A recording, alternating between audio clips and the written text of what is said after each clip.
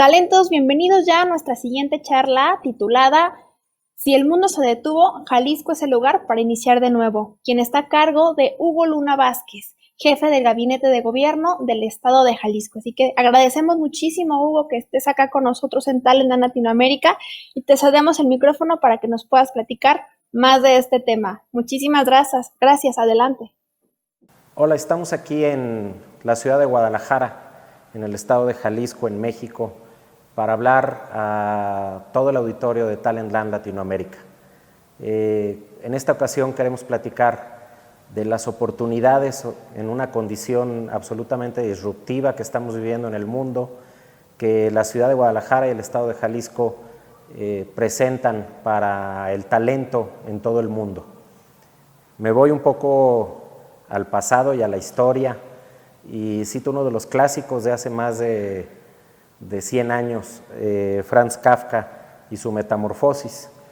Lo que estamos hoy experimentando con la pandemia del COVID y con la gran transformación del sistema económico mundial, pues realmente nos enfrenta a un escenario no solo que no tiene referencia en la historia de la humanidad, sino que además no existe ningún plan o no existía en el escenario mundial alguna condición que nos dijera por dónde caminar. Y parto de una primera idea, hablando de una ciudad de cerca de 5 millones de habitantes, Guadalajara, y de un estado de alrededor de 8 millones de habitantes. Tenemos una sociedad aquí, una comunidad empresarial, estudiantil, policéntrica.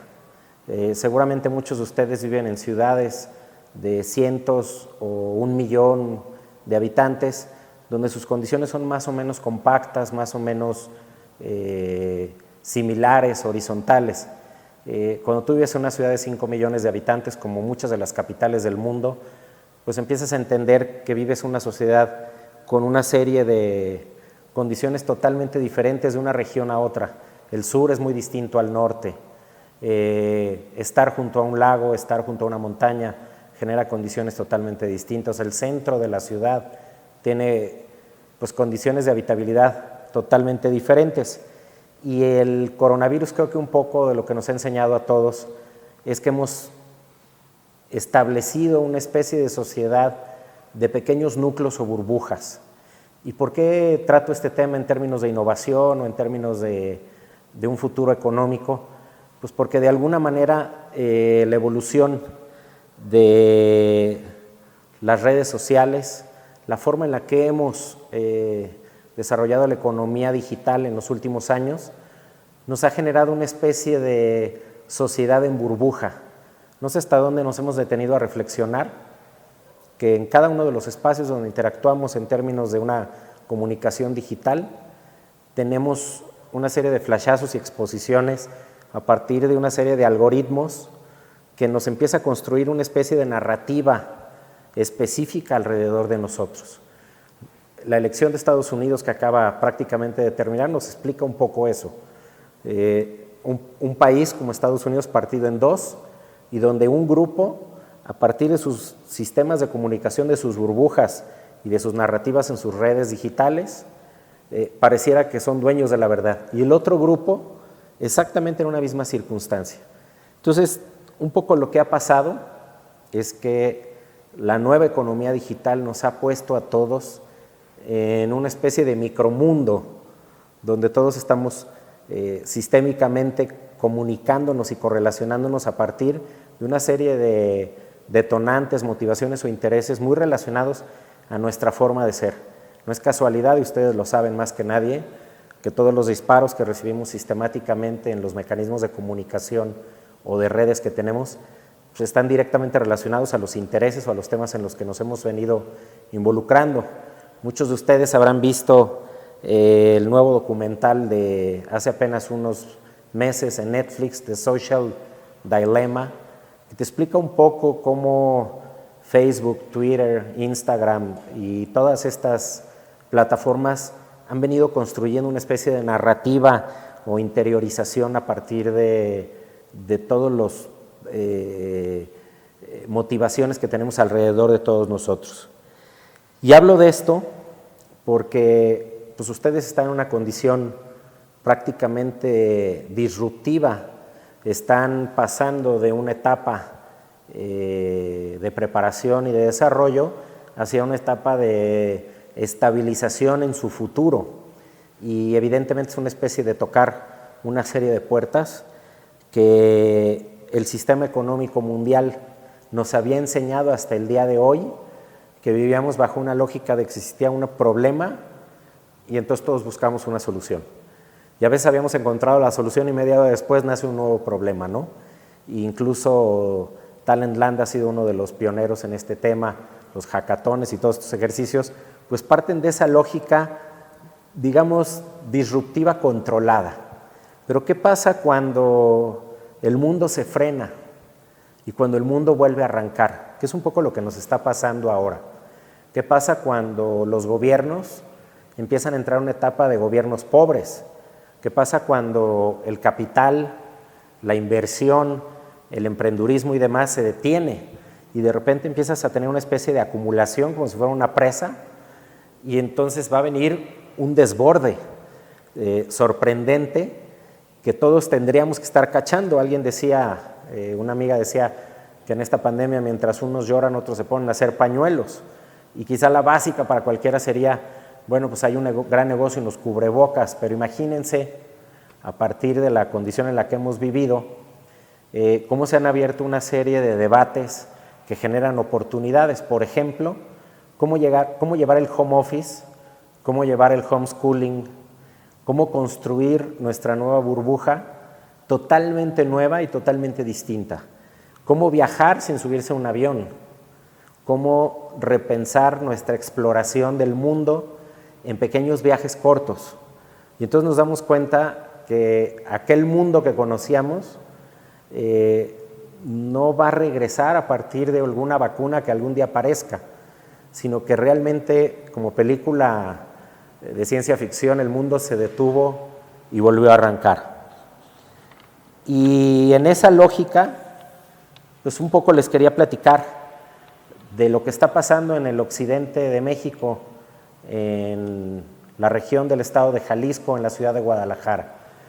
Esta ciudad ha venido construyendo una especie de ecosistema atípico del modelo económico tradicional. Quienes de ustedes han estudiado las carreras de economía o de negocios o de ciencias sociales recuerdan esta máxima del capitalismo que decía: escoge lo que quieras, dedícate a eso, pero sé el mejor y el más especializado. Y así hubo regiones del mundo que se concentraron en un tema o en otro. Y esa lógica provocó que cuando le iba muy bien a la cadena industrial, las regiones industriales crecían. Cuando le iba muy bien a las zonas productoras del campo, cuando había una gran expansión de la alimentación, crecían. Cuando alguien se concentró en el turismo y había tanto viaje, tanta comunicación, se desarrollaba. Pero Jalisco y Guadalajara en particular tienen una circunstancia, yo diría, que hace algunas décadas el sistema económico lo hubiera reprobado, y es que Jalisco tomó, quizá por características desde su fundación hace cientos de años, un camino variopinto de desarrollo. Y ese camino variopinto nos llevó a que hoy competimos en ciertas industrias duras, en ciertas industrias ligeras, en la innovación, en el comercio, en los servicios, en el turismo, en el campo, en la agenda agroindustrial. Y entonces es como si fuera una especie de pequeño país que tiene un montón de satisfactores sobre los cuales se concentra su desarrollo. Esto que les platico, pues quizá no hubiera tenido sentido hace algunos años, y quizá en la época dura tradicional de la economía nos hubieran hasta cuestionado de no enfocarnos en una sola cosa. Pero paradójicamente, en una coyuntura como la que hoy estamos viviendo del coronavirus y de la pandemia, te das cuenta que tienes, sobre todo con estos lockdowns y estos cierres y demás, o estos aislamientos por regiones, tienes que concentrarte y resolver en tu entorno lo más posible. Y Jalisco quedó en una posición totalmente ventajosa, porque un montón de estas necesidades hemos de alguna manera permanecido nuestra actividad económica en todos esos frentes, y eso nos ha provocado ser una economía mucho más estable y heterogénea, y que nos ha permitido enfrentar de una manera mucho mejor que economías concentradas o focalizadas que hoy están sufriendo una crisis importante. Imagínense nada más cuando se rompe la cadena productiva logística internacional, se vienen abajo países enteros o regiones enteras. Jalisco, diría, si no estamos en una cosa nos concentramos en la otra, pero siempre tenemos un frente de batalla o un frente de trabajo. Y de ahí platicarles algunas cosas que creo que son interesantes. Una de las grandes apuestas de esta región y de la ciudad de Guadalajara es tener una calidad de vida que llame mucho la atención. Es una de las ciudades más importantes, yo diría no de Latinoamérica, sino del mundo en materia de entretenimiento, de deporte, de gastronomía, de espacios públicos, de temas de entretenimiento a corta distancia. La coyuntura o la oferta turística o de entretenimiento que tiene el estado de Jalisco se parece mucho al nuevo modelo de negocio que tendría que estar consolidando Airbnb hacia adelante, y es tener una especie de mosaico de oferta donde a 2 horas de distancia o 3 horas de distancia tienes la nieve, o tienes la montaña, o tienes la costa tropical, la playa, o tienes un pedazo de desierto, o tienes un bosque. Y entonces tú no necesitas viajar al otro lado del mundo para encontrar esas atmósferas o esos ecosistemas, para llevar una especie de vida completa, con entretenimiento, con esparcimiento. Y luego, imagínense que todos estuviéramos esperando la fecha definitiva en la que, por ejemplo, los niños regresaran a clases.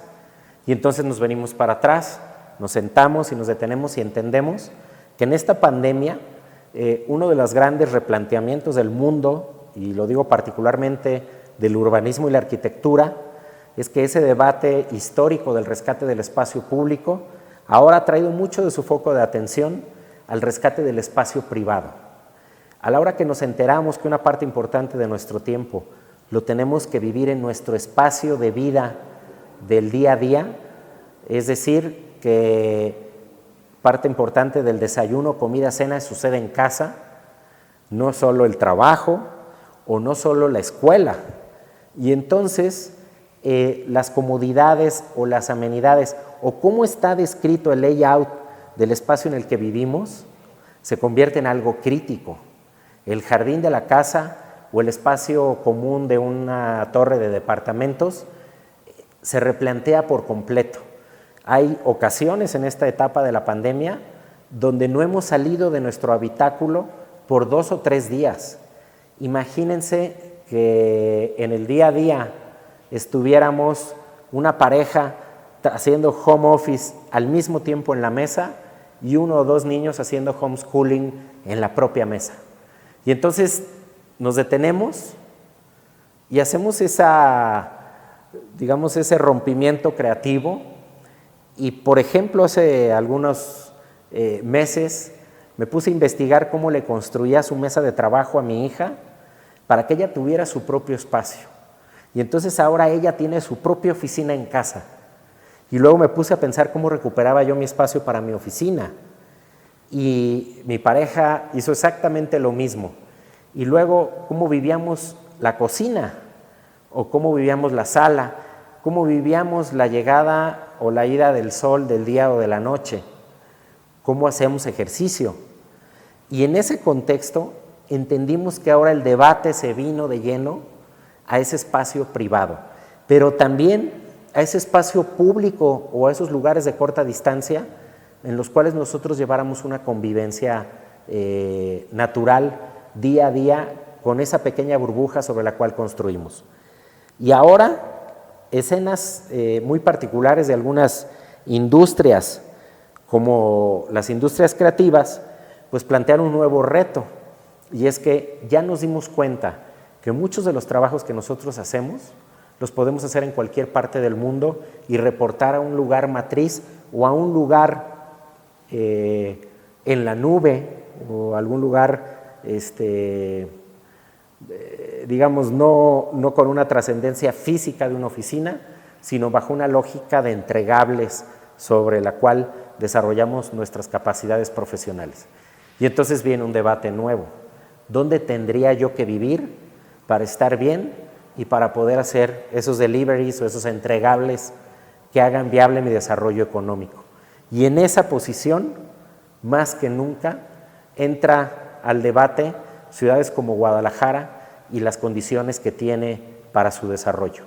Y les platico algo que desde el gobierno de Jalisco se ha construido y que creo que es una de las cosas que se va a convertir en una especie de piedra estructural para el desarrollo de esta región. Hace algunos meses echamos a andar una agenda totalmente disruptiva y es la construcción de la primer red de Internet de alta velocidad de propiedad pública en todo Latinoamérica y seguramente de las primeras en el mundo. ¿Qué significa esto? Significa que rompimos el paradigma de la industria de las telecomunicaciones y lo tradicional que antes existía, que era que las grandes empresas de telecomunicaciones invertían en infraestructura de Internet de alta velocidad solo donde había una rentabilidad y después esa infraestructura se la rentaban o se la ofrecían a los gobiernos, a las empresas, a las casas, habitaciones. Ahora lo que nosotros hicimos es una especie de acuerdo con los grandes empresas de telecomunicaciones y bajo una lógica de infraestructura compartida construimos la red Jalisco. A partir de eso provocamos dos efectos muy interesantes. Primero, que nosotros vamos a llegar a todos los rincones de los 125 municipios o municipalidades o condados del estado de Jalisco con internet de altísima capacidad a todas las regiones y todos los centros de población por pequeños que sean. Y el paradigma era muy sencillo. Esas regiones o muchas de las regiones del estado no recibían internet de alta velocidad porque no era rentable para la empresa de telecomunicaciones construirlo. Pero incluso en la ciudad de Guadalajara, muchas de las zonas de la ciudad, las empresas esperaban hasta que hubiera una gran demanda para hacer una inversión nueva para ampliar sus capacidades. Ahora lo que obligamos es invertir una sobrecapacidad de red que nos permitió llegar a todos lados, pero que también donde había un gran servicio, ampliáramos las capacidades de ese servicio. Con esto vamos a conectar a cerca de 12,000 puntos de interés, escuelas, centros de salud, centros de innovación, espacios públicos, espacios de gobierno, oficinas de gobierno y sistemas de seguridad.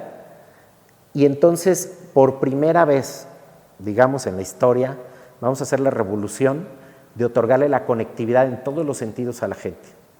Y el principio era muy sencillo. De este punto a este punto había que invertir 100 pesos. Pero el mercado destino valía 20 pesos. El privado nunca iba a invertir y entonces ellos nunca iban a tener internet de alta velocidad. Nosotros pusimos los 80 pesos. Al privado eso provocó que llegara a ofrecer sus servicios privados y a nosotros nos ahorró 20 pesos. De lo contrario, hubiéramos tenido que construir los 100. Y con esa infraestructura compartida yo llego a los espacios públicos y me permite que un estudiante en una escuela tenga internet de alta velocidad, pero también la empresa en la que va a trabajar, vía la oferta del privado, tenga internet de alta velocidad para que las herramientas que aprendió las desarrolle. También me permite que en los centros de salud pueda mejorar dramáticamente la capacidad de ofertarlo, pero también me permite modernizar los gobiernos y también me permite, muy importante, que el desdoble de esta alfabetización digital se dé en todos los ámbitos. ¿Qué va a suceder? Es una cuestión de 5, 10, 15 o 20 años. Jalisco se va a convertir en la meca digital, no solo de Latinoamérica, quizá de América y del mundo. El nivel de conectividad que vamos a tener a finales del 2021 se equipara o mejora a muchos de los estados de Estados Unidos o Canadá y, por supuesto, mucho más avanzado que muchas de las regiones de Europa. Al final, quiero cerrar con una reflexión importante. Esta no es una coyuntura la que estamos viviendo, de evolución. Tampoco es una coyuntura de un problema y hay que buscar una solución. Prácticamente, reitero, el mundo se detuvo y el mundo volvió a arrancar. Y ahora, más que nunca, la capacidad de resiliencia de un estado, de una ciudad, pero sobre todo de la gente, es lo que va a generar las oportunidades para salir adelante, en todas las situaciones socioeconómicas en las que estemos. Y en esa coyuntura, hoy creo que Jalisco y Guadalajara pueden ser, en muchos sentidos, uno de los ejemplos de cómo las cosas pudieron salir bien y pudieron salir adelante. Todavía falta mucho por hacer. Esta pandemia no es una lógica de una curva que sube y baja, es una especie de escalada que tiene sus pequeños escalones de bajada que vamos a tener que seguir administrando. Pero el cómo nos adaptamos a eso y cómo empezamos a construir condiciones para un desarrollo equilibrado, cultural, de entretenimiento, de desarrollo profesional, económico, emocional, es lo que va a hacer diferente las cosas entre un lugar y otro. Yo soy muy positivo en toda esta situación y creo y los invito a que conozcan Jalisco y que conozcan Guadalajara. Muchas gracias a Talent Land Latinoamérica por esta oportunidad y pues un saludo para todos.